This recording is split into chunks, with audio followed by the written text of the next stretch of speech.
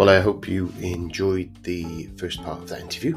Come back next week for the second part. In the meantime, have fun. Cheers now. Bye.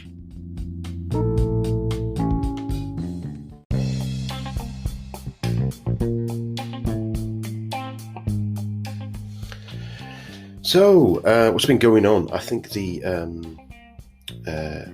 very observant ones of my listeners here will have spotted that I missed a episode. I was off on holiday and time just overtook me, so I decided to skip a week and publish this one a little bit later. I had a good break, and actually during that time I also managed to get my audio version of the book uploaded onto Kobo. So if you are some Kobo users out there, you'll be able to get the AI narrated version of Project Manager Productivity Hacks on there. And if you're on the Kobo Plus, I think it works out cheaper. So, or you can still get it at Google, still get it at PayHip. Should be $4.99 wherever you go. I think a bargain. And I've included a excerpt again at the end of the show. Other than that, as I had a great time, good break, bit of downtime, bit of chilling. Had a couple of good interviews in the past few weeks. Last night I spoke to Melissa Romo about her book, Your Resource is Human. Really interesting conversation, so looking forward to bringing that to you. And I've got 3 or 4 lined up over the next few weeks. So enjoy the interview with Jen. Cheers now. Bye. Hello. I'd like to welcome today to the show Jen Santos. For more than a decade, Jen has been led event technology at some of the world's largest companies. She brings the technology and team building best practices from over 20 years as an IT consultant and coach, experienced to event delivery teams so they can deliver exceptional events. She's now teaching others to do the same through the Smart Event Delivery Academy. Delivering an event takes a small village, according to Jen, and we all succeed or fail as a team. She's led event technologies, ensuring that the disparate pieces of technology work together to create a seamless attendee experience. And while tech is important, it's ultimately the people that matter, the attendees, the client organization, and countless vendor teams that work together to deliver an exceptional experience. Jen, welcome to the show. I've fumbled most of that intro, so apologies for that, but there we go. That's it. It's par for the course with me, really, on this sort of thing. But tell us a little bit more about you. Yeah, thanks for having me, Nigel. I'm really thrilled to be here with you to kind of share kind of best practices in event technology, chat with another technology project manager, and talk about best practices and what the differences and the similarities are between what you and I do in our day-to-day and what our teams do in our day-to-day. And so, as you so aptly said, that I've been leading event tech at some of the world's largest companies, Microsoft, CES, GitHub, Oracle, some of these companies for more than a decade. But before that, I was actually an IT project manager. I came up through the programmer ranks and I did the whole business analyst, a project manager, to program manager. I did that for another 20 years ahead of that. And so my experience has really kind of run the gamut all the way from like pharmaceuticals to banking and now over to events. And when I got into events, I discovered that I really, really, really love events because for me, what events does is it kind of takes what I find to be the best of like running projects, but it kind of operationalizes it. So I have been able to find a way to keep it both something that I understand and can be comfortable with, but yet it pushes me to be learning something new every single time. And the thing that really draws me to events is this idea that we really are focused on the attendee experience. An event is a big deal for our attendees. Like they are expecting to be wowed. And the date's coming whether you're ready or not. And so there's always kind of this game for the event delivery team, which is our date's not moving. And looking at like the standard project management triple constraint, like how are we going to deliver the best possible quality event for our attendee in the time that we have? Brilliant. It's funny. I've said it a few times before now, and I've said it before to other people. You get a lot of project management's a life skill, in my opinion, and some of our biggest things that happen in our personal lives require project management. Whether that's buying a house, maybe building a house, getting married. Actually, if we project managed having kids, it would be not a bad idea, but I think that would be the first one that needs to be agile. But Yes. just that whole, and a lot of those planning a birthday party, and I know I'm belittling the scale of the things that you do on those, but there's a lot of those skills that are. I'm from an IT background. I know there's people who listen who are construction backgrounds, and a lot of that flexibility that you get, sometimes you do, sometimes you don't. When you get a legislative piece of work, that date has to be there. But then it's kind of, hey, okay, what are we not going to deliver? And I imagine we'll get onto some of that. And I've always been fascinated when I go to a conference, or if I and or a theatre or a gig or something like that. I'm always fascinated the doors that say staff only, to see what's happening behind those doors and how the whole thing actually comes together and happens. And I think I'd love to be on a fly on the wall one. I saw a job for the Commonwealth Games in Birmingham. There was a number of roles in there. There were quite a few out there, and I was looking at it thinking that would be a really interesting role, and bloody stressful, I imagine, but quite rewarding to see that event, even to just choreograph the opening ceremony for an event like that would be Yeah. astounding. And as you say, that absolute, you've got to do it by then. How do you make it happen? And I suppose there's that Mm-hmm. thing of accepting that it's gonna go wrong somewhere along the line. Something's gonna go wrong.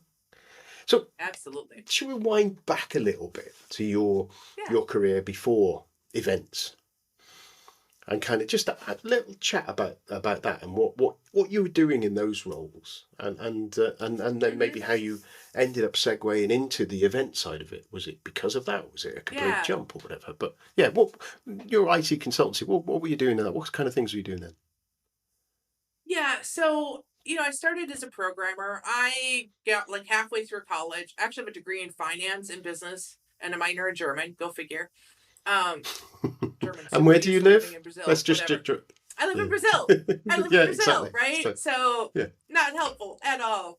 But I decided halfway through college I really was interested in computers, and this was the early '90s, and so computers and technology, internet, all that stuff was still really, really new. But I was like, this is really interesting and really cool, and I started kind of teaching myself how to program. I took my first comp sci class as a senior in college, but decided this is what I want to do. I want to go into consulting. I got myself hired by like one of the big consulting firms in the U.S.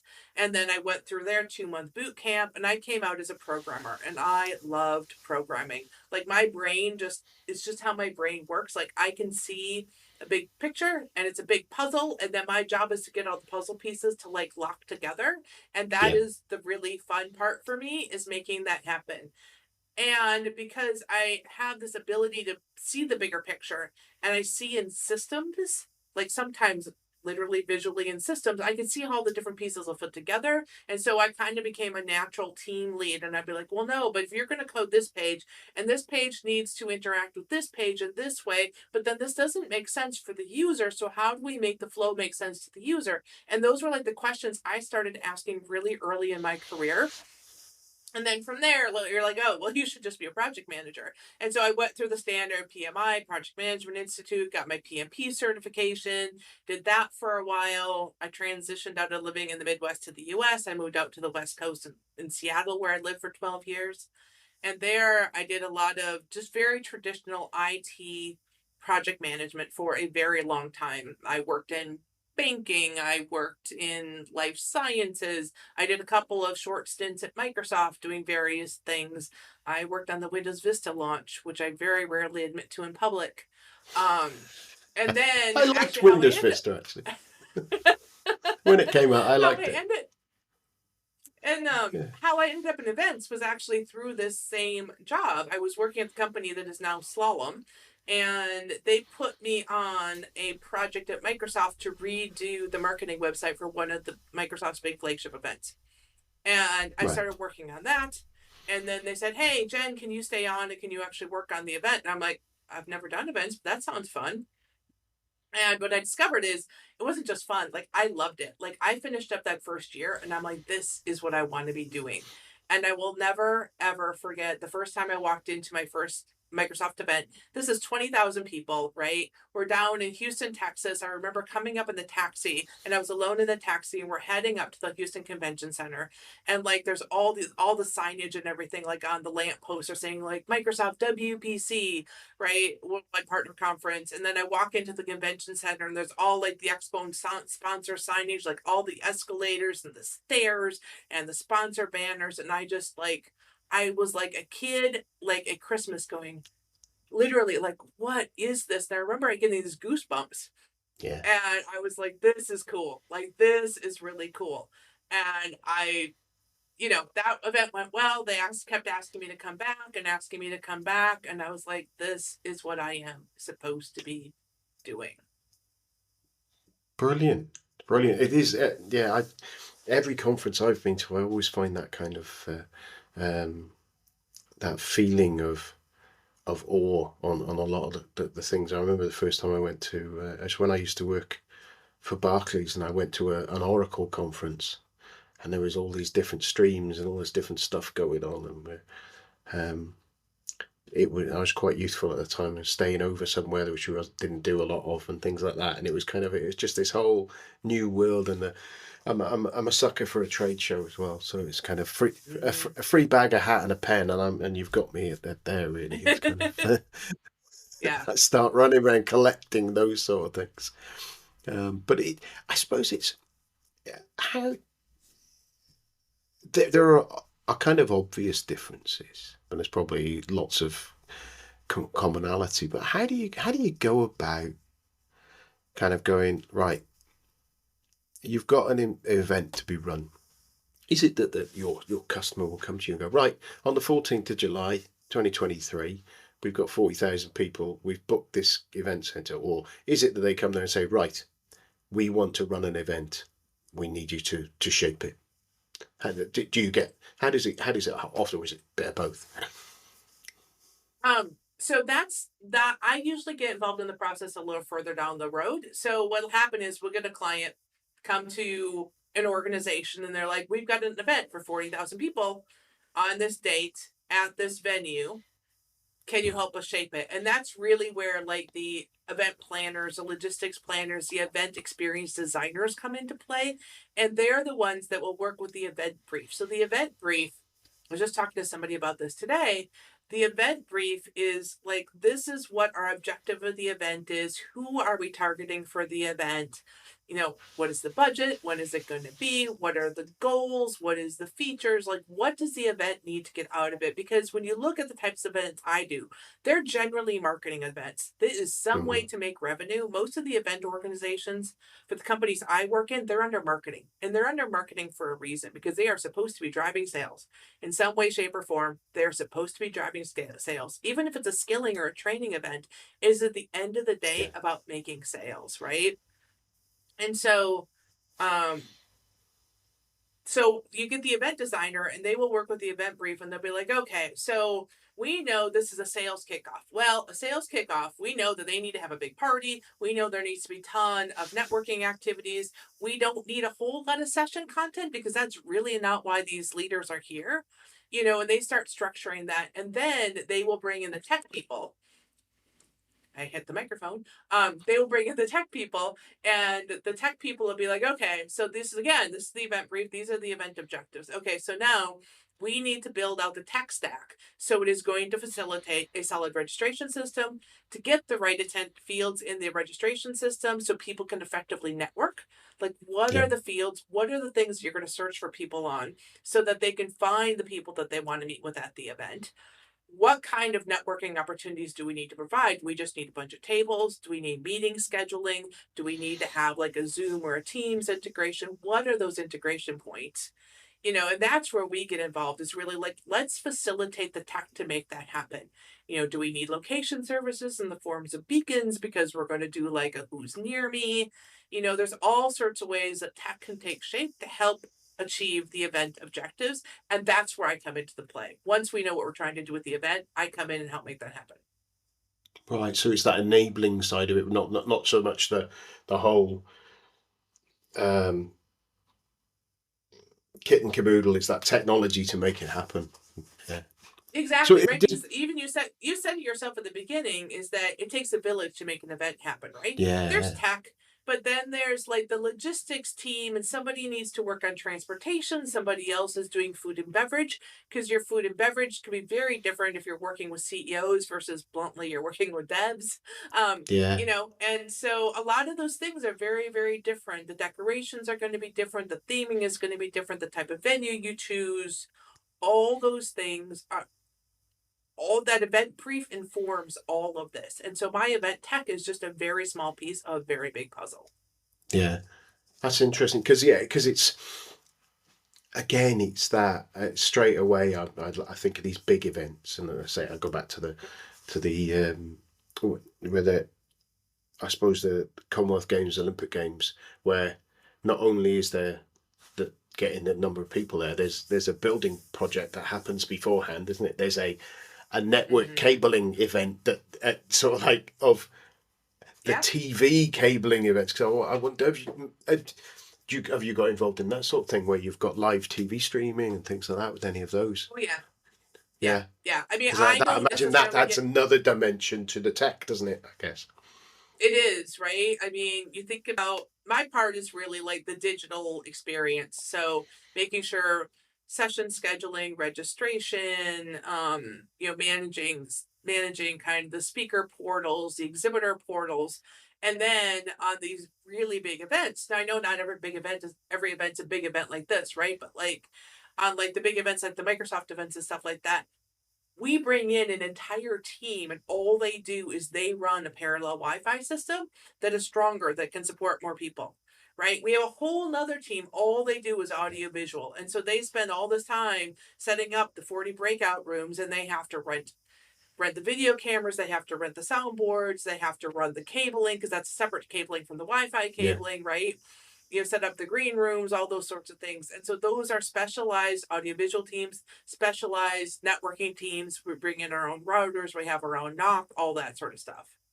And it all integrates together, and then at a certain point you'll have different things with the tech. So I was thinking, obviously, with the COVID over the past few years, that's I'm guessing changed.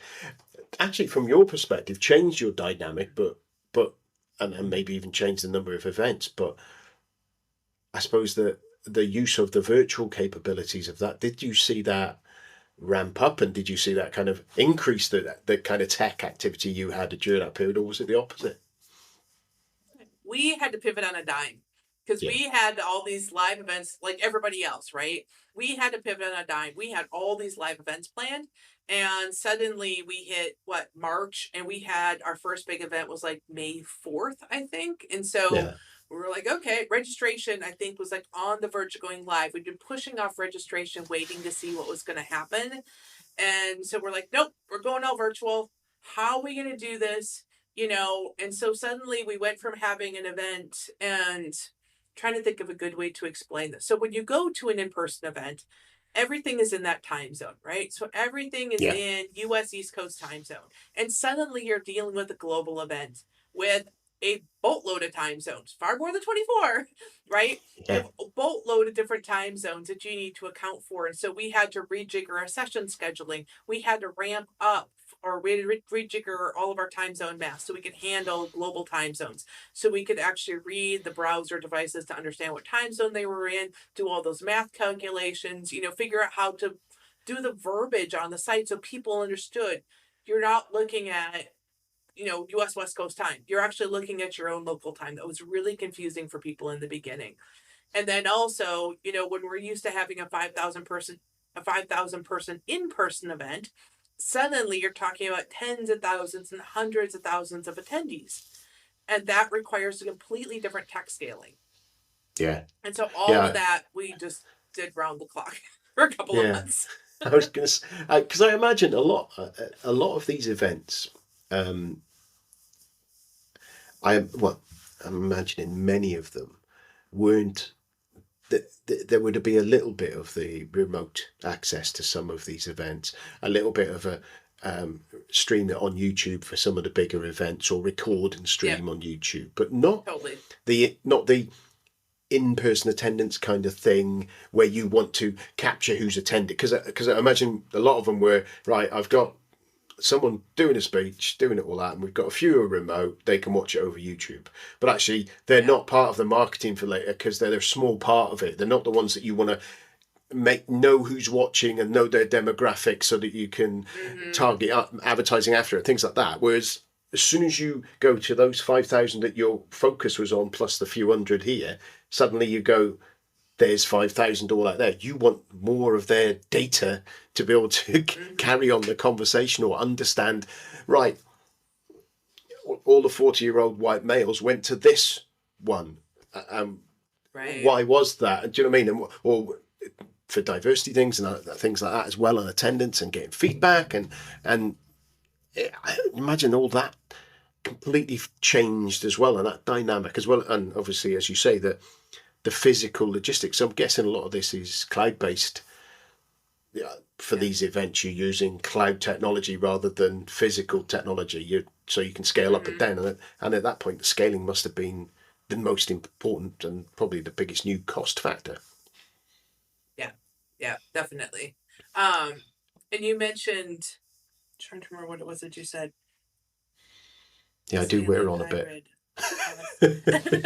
Yes. No, Once, it was like, yeah, questions come out and I don't get to give you a chance to answer the questions. no, I think, it's quite all right. yeah, Uh it Oh, was I the know what set. it was. So yeah, so Cool. talking about the data point, you were talking about capturing data, right? And so that's Yeah, been an interesting conversation that's been happening a lot. I connected with a bunch of event professionals on LinkedIn, and that's a lot of the conversation that we're having right now. Is like, okay, the really cool thing about these virtual events is that because people have to log in, we can track everything you're doing, right? Like when yeah, you're in person, we don't necessarily, unless we're session scanning, we don't, and you can avoid that, we don't necessarily know what you're up to. And so we're actually starting to, as an industry, we're starting to lose data, and we're starting to lose data quality because tracking physical people around a venue is a lot harder than tracking virtual people yeah, around a venue. Then of course we got GDPR and all the privacy laws too that are starting to really, particularly in the past few years, starting to take shape. And those laws are continually evolving and trying to figure out what we can do as an industry and as a people want more and more personalized experiences. You have to give over your data to make that happen, but nobody wants to yeah, give over their data. So we're seeing a push pull there as well around yeah. the I data suppose that. security. Yeah, there's a point there, isn't there? Because there's obviously at an aggregated level where there's some really useful data for behaviours at events, and I imagine if you like you Mm-hmm. say you have these flashing wristbands that they have in certain events. If you give someone a flashing wristband that's got a GPS in there, you're not identifying them as an individual, but you are identifying their flow around the building, and then you can go, actually, we've got a choke point here, right, if that's an event you're running regular, right, move this from there to there, right, we haven't got that choke point, the flow in the organisation is going to be Yep. there. That means we get people going to 15 different coffee shops instead of just one that they keep seeing or whatever. And I Yes. imagine that kind of stuff Totally. is something for repeat events is probably really useful information, I would have thought. Yeah, absolutely. And that's something that's actually a great use case. Like I've seen us use that information. It gets baked into the badges a lot of times, is Yeah, that they will use that information to track traffic patterns. And they're like, oh, everybody's going to this F&B station, food and beverage station. That's why we run out of stuff in 5 minutes. yeah, We need yeah, to redirect the traffic flow, and or we need to bring more food here, right? And so that's a very kind of a very practical thing to do. We can see escalator usage, and so we can bring our wayfinders in and get them directing people over to an alternate escalator. We can get on these big events, you can get the shuttles to drop people off at a different entrance just to ease the traffic flow. So shuttles 1, 2, and 3, you're going to this entrance. 4, 5, and 6, you're going to this entrance. Right. And then like that's you talking about wanting to get backstage. Like that's the stuff that we're doing. right? Is we're Yeah. sitting there, we're watching all the traffic flows and everything, and you mostly see of us, and you see at the food snack table with like the Skittles and the cookies and the ice cream and all that stuff, and you just see us shoveling that in our mouths like all the time. That's all that happens there with our computers. That's it. Yeah. Is it not like it's not like Mission Control then, where you've got this big darkened room with massive screens and 15 people sitting there going, right, let's do that there. It's all literally very much sat in the off in there with a load of kind of techies just hacking away.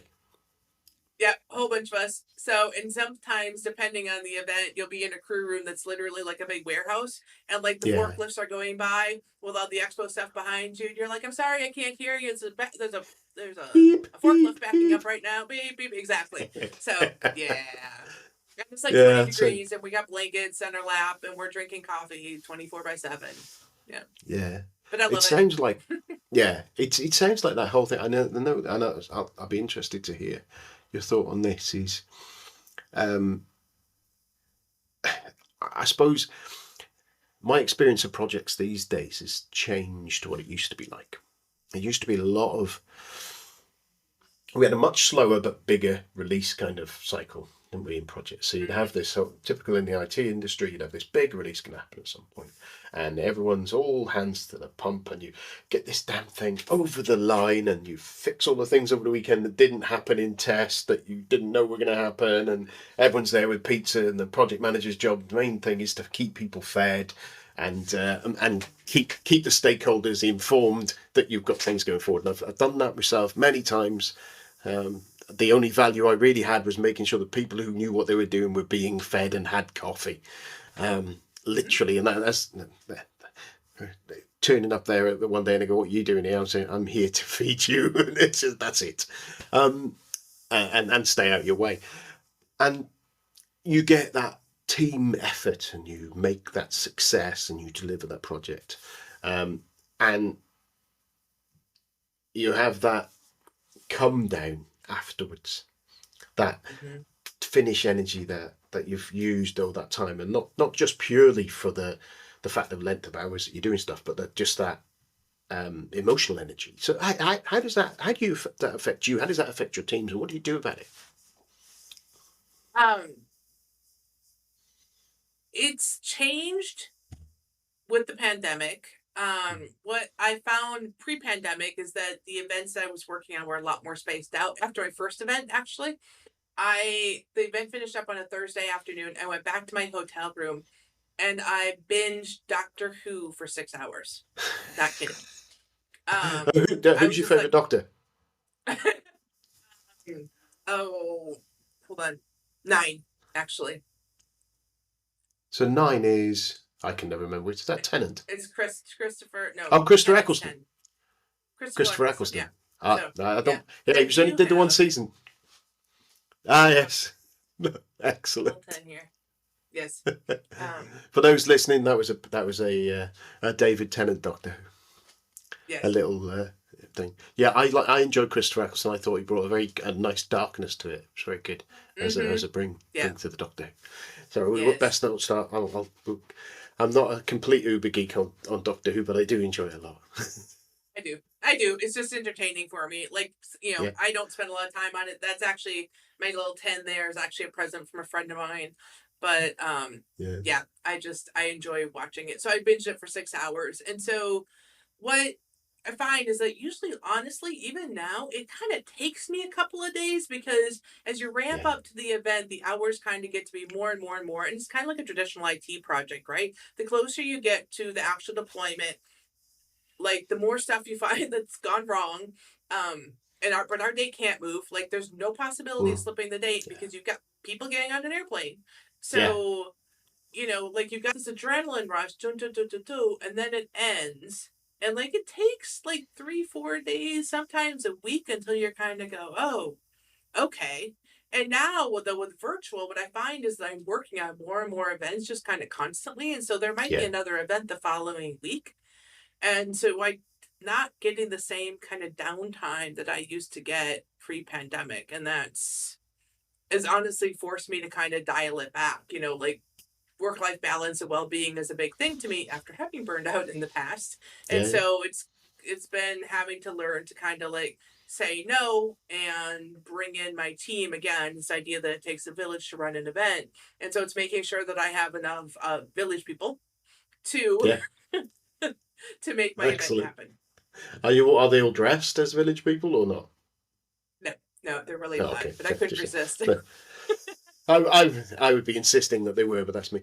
Um, it's interesting that because I found and you mentioned burnout, and I saw on your website that you'd been through that thing, and I've been through that myself in recent years during the pandemic. Actually, it was kind of one of those Yeah, things me of too. the piling on of a lot of stuff and the blurring of the work life balance and things like that, and I think actually the general um, emotional energy going into worrying about this goddamn pandemic Hmm. put a lot of us in that position where potentially we wouldn't necessarily have gone into. And I saw something really interesting today, and I can't remember. It was on LinkedIn, and I can't remember where it was. But it was talking about boundaries at work. I think it was a LinkedIn article about boundaries at work, and it was a book someone's written, and one of the chapters was about having boundaries at work. And then there was someone who followed up on that and said, it's not about saying no to people, boundaries. It's about saying yes slowly. And I thought it was a fantastic way of doing it is you can kind of sit there and go, Yeah. I can help you, but I can't help you now. I would Hmm. help you, but I've got this first, I've got to do this. Whereas I think Right. we kind of in that thing where someone pulls the lever and we do it to ourselves where we go, yeah, I can do that. And then 10 minutes later you sit there and go, oh crap. Why did I That just was a say really yes bad to idea. that? Yeah. Yeah. Yeah. And I Yeah. think the And other I mean, idea that go go ahead. on. Sorry. The other idea. No, go. Yeah, well, it's just the other idea on it was that going back to also being able to, when you've said yes, having the courage and the ability and the knowledge of how to go back and say, I said yes, I was wrong. I can't do that at the moment, but I can do it then. And Yeah. I thought it was a really, really interesting mindset that I'd never heard of before or Interesting. hadn't sunk Yeah. in.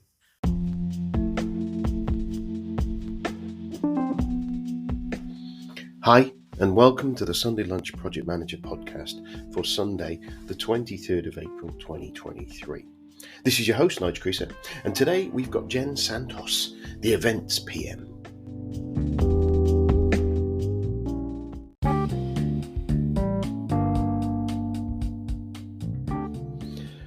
So this is my final wrap up.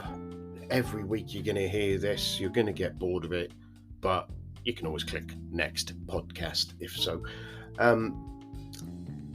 If you have enjoyed it, if you listen to this podcast to the end of this show and you think that was great, I'd love to be able to help Nigel out. There are loads of ways you can do it. The first and obvious way is to share the podcast, send it out to people. If you know colleagues and friends who'd benefit from it, you think they'd enjoy it, just send them the link. Grab one of the links or send them to www.nigelcreaser.com/podcasts. That's www.nigelcreaser.com/podcasts, and that will push them over to a Linktree link, and it's got all of the different ways they can consume the podcast. If you are feeling generous and have a big bag of cash, you could grab a copy of one of my books. Obviously, they're available in all the usual places, in print and digital.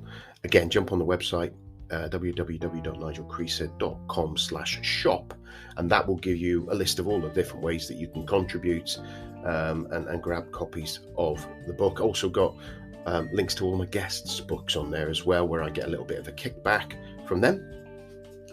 If you are of a sporting mind, I have a number through doing some of my judo and running antics. I've managed to secure a few affiliate links and affiliates there as well. So in there, somewhere in the sponsors page, there's links to those as well. So clicking onto those and grabbing if you're looking to get super fit, then that would be fabulous as well, and I get a little kickback from those. I have a Patreon account. It's patreon.com/sundaylunchpm. So again, you can ping something in there, buy me a coffee or whatever. And finally, obviously the most important is coming back, listen again, because the more of you that come back, the more visibility I get, because there's more times that it's downloaded and all the SEO works and things like that. So yeah, that's it. So if you can help me out, I would be much appreciated. If you can't, don't worry about it. Thank you very much. Cheers now. Bye. Well, it's goodbye from me, Nigel Creaser, and it's goodbye from him, the Sunday Lunch PM. Goodbye.